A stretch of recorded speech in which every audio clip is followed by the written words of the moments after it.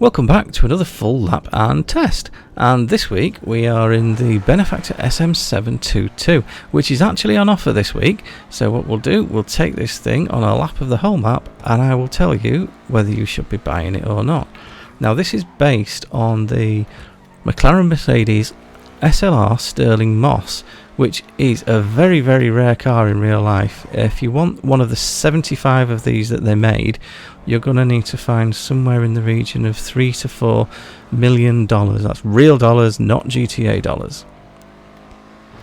Now, being a McLaren, this thing is front engine and rear wheel drive, which means it is really tail happy. So I'm not expecting the city handling to be particularly good, although I will have to confess it's doing a much better job than I expected it to.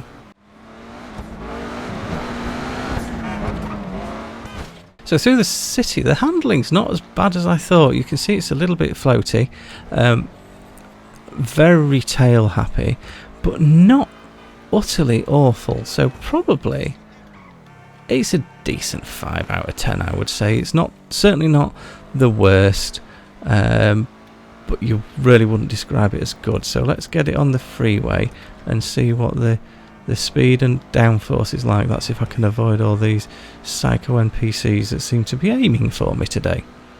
So we'll speed this section up.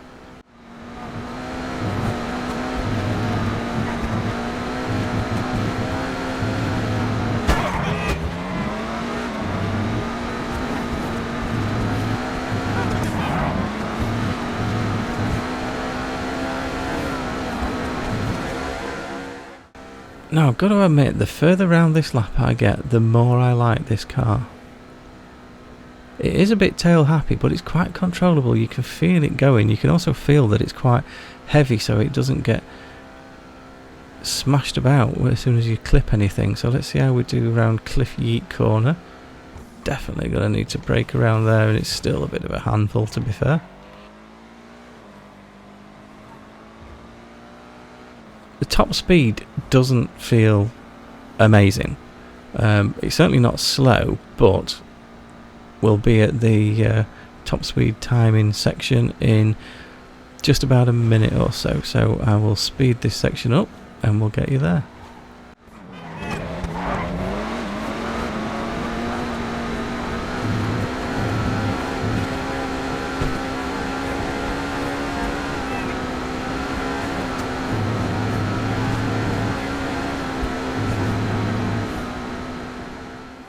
So we're coming into the top speed test now. Same rules as always. There are 2 points on the ground that I've marked out that are exactly 1 mile apart. So what I do is I hammer it down here, because this is one of the fastest sections of the map, and then I time the distance between the 2 markers, a little bit of simple maths, and that gives us an average top speed across the whole section. I've got to admit, one thing I do love is the fact that this is a topless and roofless car, and as soon as he gets in it, he takes his helmet off. Smart lad.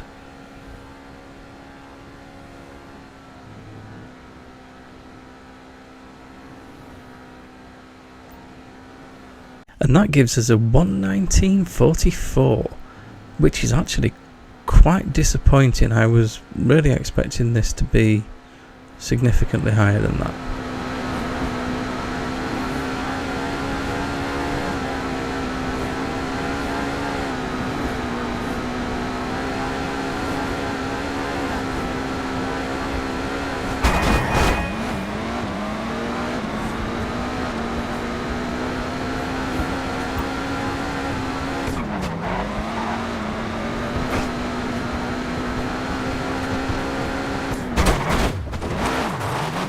That's my first really bad crash of the day, which is quite disappointing. I thought I was going to get all the way around without a bad smash there, but never mind.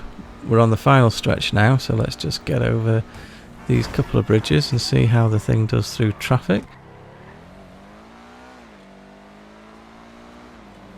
Through traffic it's not too bad. It's fairly responsive. It's not as brutal as the Emirates was.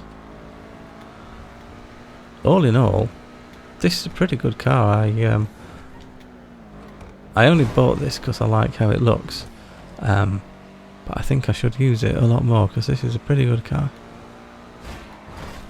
I mean, obviously not this one, I've smashed this one up, but, you know, you should buy one like it.